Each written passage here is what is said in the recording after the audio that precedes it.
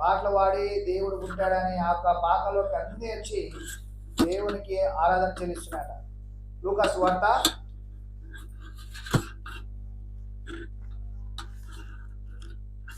లూకా 2వ అధ్యాయము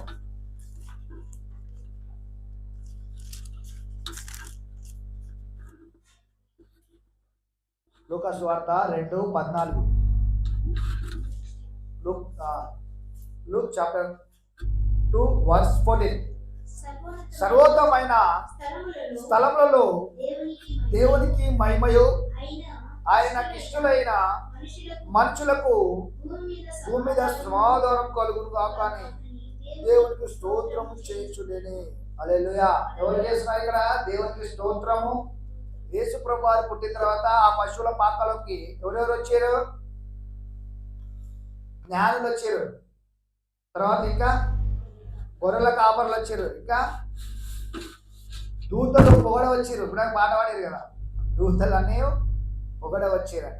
అంటే దేవుడు అక్కడ పశువుల పాకలో జన్మించినప్పుడు రాజులు, జ్ఞానులు, పెద్ద పెద్ద జ్ఞానులే అక్కడికి వచ్చారట. ఎవరంటే ఈయన యూదులకు రాజు అని, దేవుడు మన కొరకు జన్మించాడు ఈ పశువుల పాకలో అని, మన కొరకు పుట్టాడని వారందరూ కూడా అక్కడికి వచ్చి దేవదూతలే సమూహమే పరలోక రాజ్యంలో నుండి వచ్చారట.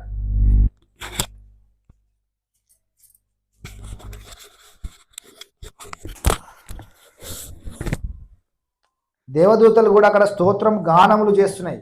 అయితే యేసుప్రభువు వారు మనకు ఆయన అధికారమును, ఆయన ఏ విధంగా అయితే భూమి మీదకి వచ్చిన తర్వాత మనుషులకు అధికారమును ఇవ్వడానికి ఆయన భూమి మీదకి వచ్చాడు. మనం కూడా ఆయన వల్లే జీవించాలని, ఆయన వల్లే నడుచుకోవాలని, లోకంలో ఏదైతే అధికారం కోల్పోయారో మొదటిగా ఆదాము ఏమైతే కోల్పోయాడో, ఆదాము కోల్పోయిన దాన్ని మరలా తిరిగియడానికి కడపటి ఆదాముగా యేసు ప్రభువు వారు ఈ భూమి మీదకి వచ్చారు. హల్లెలూయా.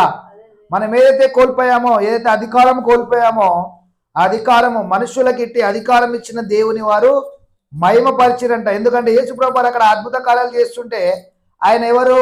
ఒక కార్పెంటర్ యొక్క కుమారుడు. ఇక్కడ ఏం రాయబడిందంటే మత్తయి సువార్త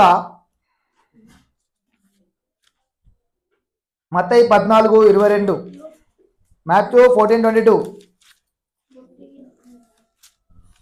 అంటే ఆయన అద్భుత కార్యాలను, ఆశ్చర్యకార్యాలను చేస్తున్నప్పుడు అనేకులు చూసి ఆయన ఏమంటారు అంటే ఈయన చిన్నవాడే కదా, ఆయన నార్మల్ 22, మాథ్యూ 14:22.